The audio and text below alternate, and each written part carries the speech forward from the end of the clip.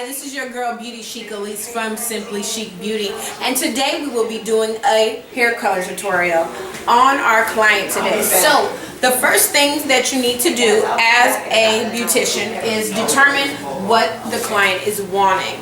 She is actually wanting to do some highlights, so we're actually going to do ombre around her hairline and then go in and do a couple highlights throughout, just so she can actually have that illusion that she has a full coverage of color. So stay tuned and we'll get back at you. And like we always say, peace, love, and fashion. So the first thing that you're going to want to do when you are doing highlights or anything that has to do with putting foils in the hair is determine how far back you should start your foils.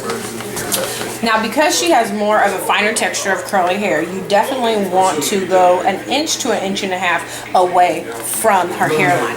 That way, when she's trying to wear her hair up with a ponytail or pull it back, she doesn't have the tiger streak mark. And also, for grow out wise, it definitely still looks natural and you don't have to worry about touch-ups as often. That is the key to everything. If you want longevity in the hair, besides keeping it moisturized and also keeping your trims up, you want to make sure that the way that the stylist puts your foils in is it makes it still look like it's growing out naturally. So today, because we are doing more of a color that is going to highlight throughout here, we're going to start on first the left side of her head. And like you've seen, I left an inch to 2 inches out because she has more of a softer hairline, and that way she can still cover it up. So I am going to take a little bit out of there.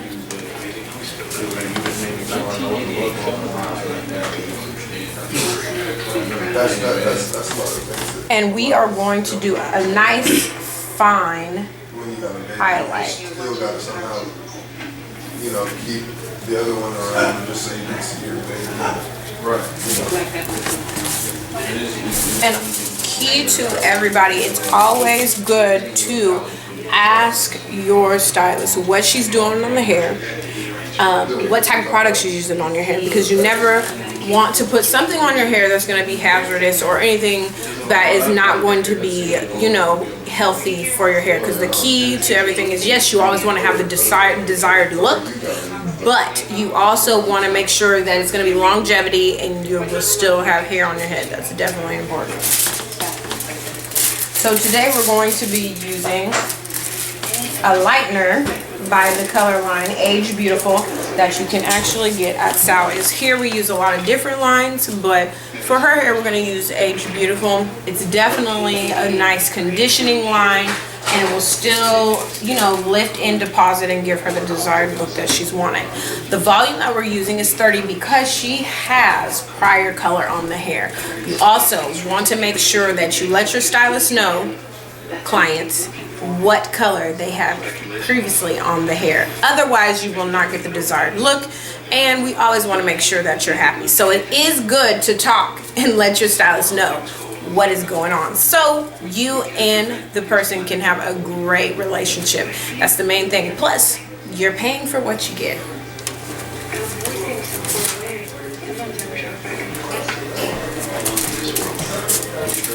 So like I said, we're going to go in and we're going to highlight, do a nice light highlight.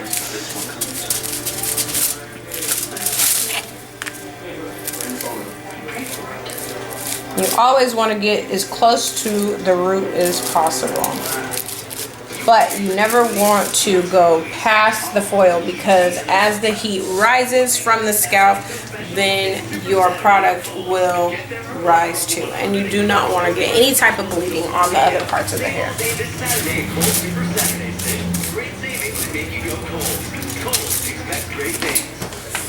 And always, it's important to have an extra serum in the hair. That way, your hair is still getting conditioned and still being sealed, and you still will have healthy hair.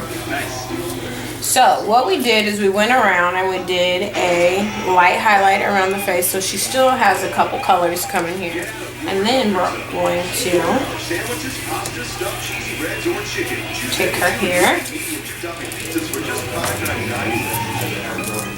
Leave another inch in between. Oh God, and I told you. The cotton call. That's right. And I was working just the voicemail on that. And we're gonna push it down. This is how you do your desired ombre look. You just take the hair and you kind of do a back comb in a way. I feel like the right way to go about this. Pack it down so you don't get anything on there. So if you want to schedule an appointment with me, I'd be more than happy to do that.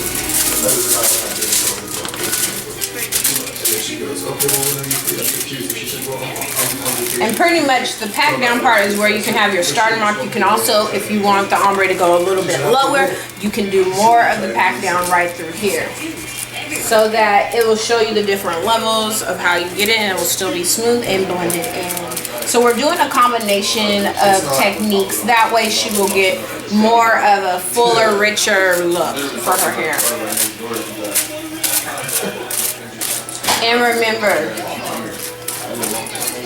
that more product on the hair means that your hair will definitely soak it up and give you the actual intensity that you want. So that's it for the technique on how to place the foils on the hair. And we will get back at you again when we're at the top. See you soon. Hello everybody. So we are back. We have done half of the head. We did our left side of where we were doing our highlights, where we've done the ombre, and we've also done the regular piano highlights. So we wanted to show you what we have done already.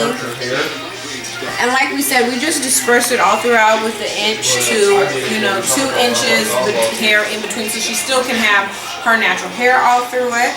And then we're going to start with the top. So the top, because we want to be able to still make it look like it's blown out, we still left at least about 3 to about 4 inches of her natural hair out.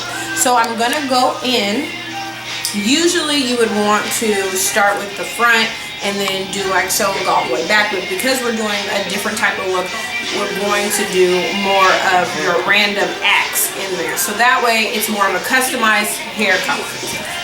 So, like I said before, we're still going to pre-lighten the hair. And the hair, as you can see, when we pre-lightened it, because she had the black in there, how it's lifting. So right now, she's pretty much at like a level 4 or 5, and we still need her to lift a little bit more. That way, I can go in and deposit more of that caramel brown in there. You always want to make sure that the color is all nicely even. That way you don't have to worry about always having to reapply or stuff like that. So the way to make sure that you don't have any color touching any of the hair, you just add a little bit more of the foil. But don't crush it too hard, because you still want the color to be able to oxidize and be able to lift the way it's supposed to.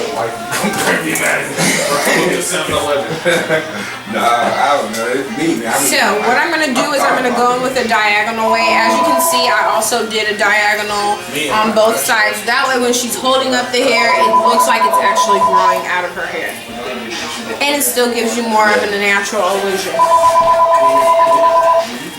So, now with your hairline, like I said, you always want to leave at least an inch to an inch and a half out. What am I going to do with this? I mean, you look a little closer.